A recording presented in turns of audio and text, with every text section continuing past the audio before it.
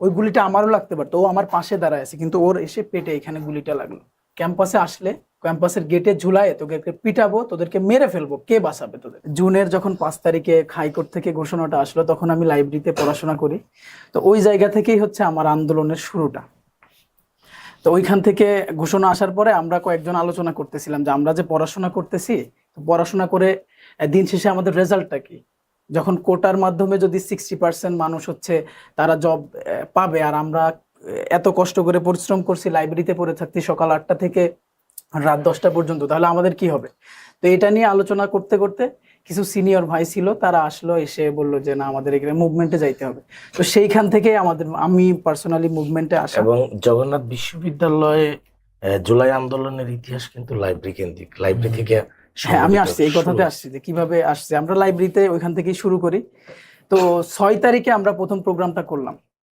করার পরে যেহেতু সামনে ঈদ চলে আসছে, আমাদের ওই 6 জুনের পরে হচ্ছে ঈদ, ঈদের বড় একটা ছুটি। তো তখন ক্যাম্পাস মোটামুটি বন্ধ, এবং আমাদের ক্যাম্পাস যেহেতু হল নাই, তো ওইখানে আসলে ওই আন্দোলন করার মতো এরকম লোকজন থাকবেও না। এই জন্য একটা বড় আলটিমেটাম আমাদের দেওয়া হলো যে আমরা এই দাবি যদি, এই কোটা যদি বাতিল না করা হয়, তাহলে 1লা জুলাই থেকে আমরা পুনরায় আবার আন্দোলন শুরু করব। তো ইতিমধ্যে ঈদটা শেষ হলো, শেষ হওয়ার পরে আমরা ক্যাম্পাসে আসলাম। এসে লাইব্রেরি কেন্দ্রিক যারা পড়াশোনা করতো, এবং আমাদের একটা মাত্র মেয়েদের হল, তো সেইখানে গিয়ে আমরা একটু ক্যাম্পেইন করা শুরু করলাম যে আসলে এটা তো আমাদের দরকার।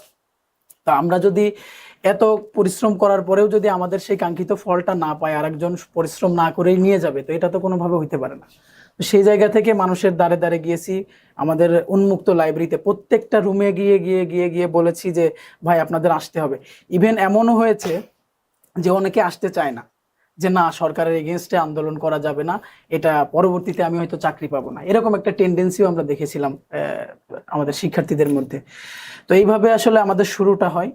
তো প্রথম যে স্মরণীয় ঘটনাটা আমি বলবো, সেটা হলো 11 তারিখে, 11ই জুলাই যখন জগন্নাথ বিশ্ববিদ্যালয়ে আহ, আন্দোলন আমরা ডাক দিয়েছিলাম, তখন আমাদের যে সিনিয়র লিডার, নেতৃত্ব যারা দিচ্ছিল, সমন্বয় করছিল যারা, তো তারা হচ্ছে ওই দিন আর আমাদের আন্দোলনের ওইখানে, আমরা কাঁঠালতলা থেকে আন্দোলন শুরু করতাম, ওইখানে আর আসে নাই। তো আমি বারবার ফোন দিয়ে তাদের সাথে যোগাযোগ করার চেষ্টা করি যে ভাই আপনারা কোথায়, কিন্তু তারা আমার ফোন পিক করে না। এবং অচেনা নাম্বার দিয়েও তাদেরকে কল দিয়েছি যে আসলে আমরা আন্দোলনটা কিভাবে নিব, যেহেতু আমি ওই সময়েও ওই ফ্রন্টে থেকে ওই নেতৃত্বটা আমি ওই সময় দিচ্ছিলাম না, আমাদের সিনিয়র ছিল, তারাই দিচ্ছিল, আমাদের মুন্না ভাই, জসিম ভাই, তারা ছিল, তারা এই নেতৃত্বটা দিচ্ছিল। তো তখন ফোন দিয়ে যখন না পেলাম, কিছুক্ষণ পরে আমাদের কয়েকজন শুভাকাঙ্ক্ষী এসে বলল যে তাদেরকে প্রশাসন থেকে প্রশাসন থেকে নির্দেশনা আছে, তারা যেন আন্দোলনে না আসে, এজন্য তারা আসে নাই। তো আমরা একটু মোটামুটি হতাশ হয়ে গেলাম যে কেন ভাইরা হঠাৎ করে চলে গেল, কেন চলে গেল। তো এর কিছুক্ষণ পরেই আমরা জানতে পারলাম যে তারা হচ্ছে কয়েকজনের নাম বলে গেছে, যে আমাদের যাওয়ার পরে এরা হচ্ছে আন্দোলনটা কন্টিনিউ করবে, মানে আমাদের সেকেন্ড লেয়ারটা এটা কন্টিনিউ করবে।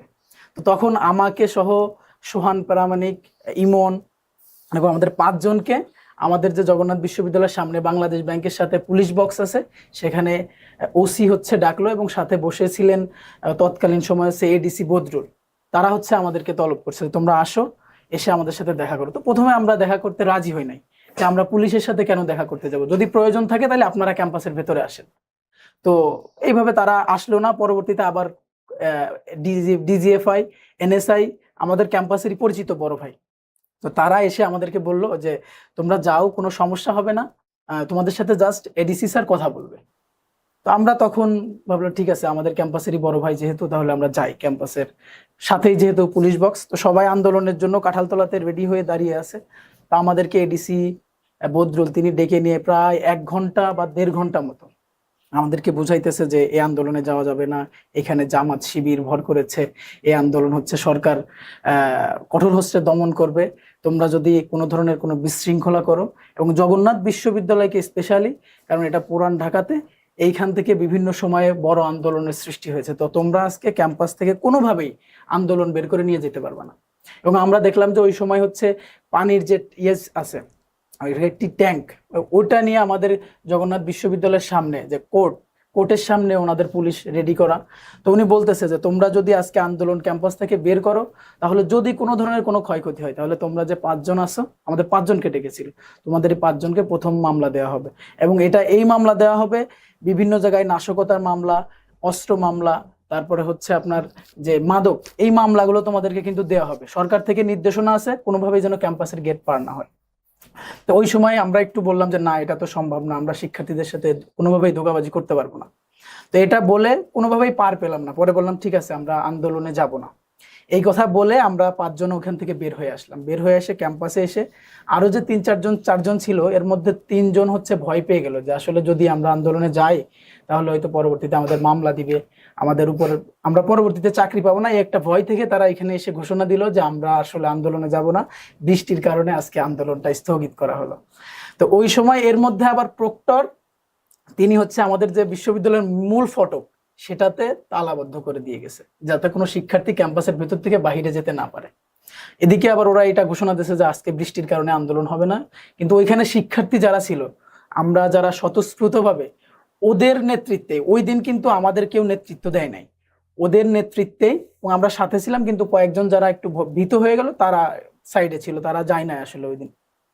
ওদের নেতৃত্বে জগন্নাথ বিশ্ববিদ্যালয়ের গেট ভেঙে ওই দিন হচ্ছে প্রথম শাহবাগে 4-5টা পুলিশ ব্যারিকেড ভেঙে ওই দিন জগন্নাথ বিশ্ববিদ্যালয়ের শিক্ষার্থীরা আমরা মিলে হচ্ছে শাহবাগে আসি। এবং শাহবাগে এসে আরেকটা ঘটনা, সেখানে হচ্ছে পুলিশ ব্যারিকেড দিয়ে রাখছে, শাহবাগে কাউকে প্রবেশ করতে দিবে না।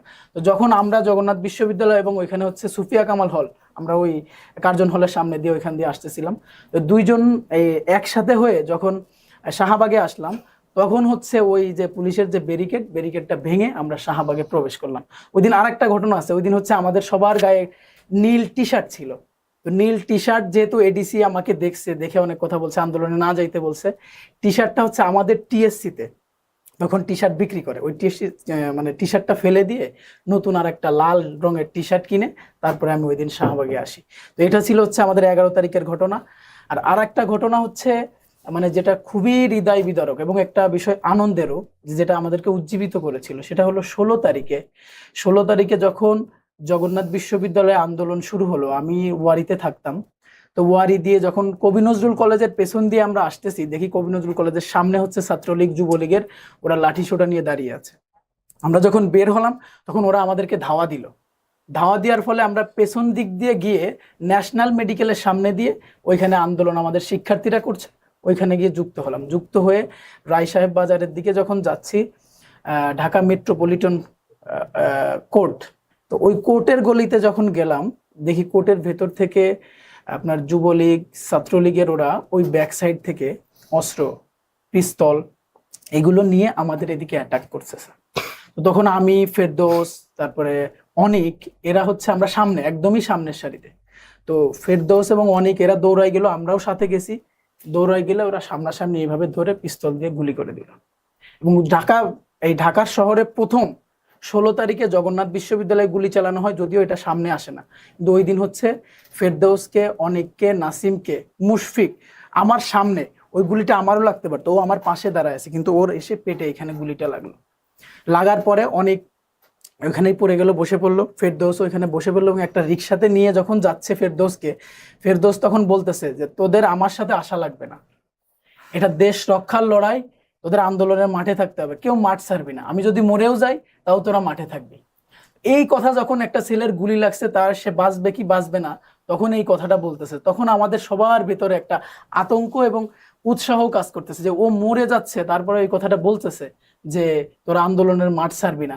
তো এটা আমাদেরকে অনেক উজ্জীবিত করে। আর আরেকটা বিষয় যেটা আমার সাথে ঘটে, সেটা হলো 18 তারিখে আমি যখন জগন্নাথ বিশ্ববিদ্যালয়ের থেকে আন্দোলন করে বাসায় ফিরি, আমরা প্রত্যেক দিনই লাঠি নিয়ে আসতাম। 15 তারিখের পরে আমরা লাঠি নিয়ে সবাই আসতাম, তো আমাদের মেসের সবাইও আসতো। তো লাঠি নিয়ে যখন আমি আসি, এটা ফলো করতো ওই সময় হচ্ছে কাউন্সিলর, 41 নম্বর ওয়ার্ডের কাউন্সিলর সরোয়ার হোসেন আলো। তো এই আলোর অফিসের সামনে দিয়ে আসতে হতো, আমার বাসা ছিল ওইখানে। তো ওরা এটা নোটিস করছে। 18 তারিখে যখন আমি আন্দোলন করে বাসায় ফিরি, এর আগেই হচ্ছে ওই সরোয়ার হোসেন আলোর লোকজন আমার বাড়িওয়ালাকে বলে গেছে যে এই ছেলেরা আন্দোলনে যায়, এদেরকে আপনার বাসায় রাখতে পারবেন না। তো আমি সন্ধ্যার পরে যখন বাসায় গেলাম, তখন হচ্ছে বাড়িওয়ালা বলতেছে যে আপনাদের বাসায় রাখা যাবে না, সরোয়ার হোসেন আলম থেকে নির্দেশনা আছে, আপনারা বাসা থেকে চলে যান।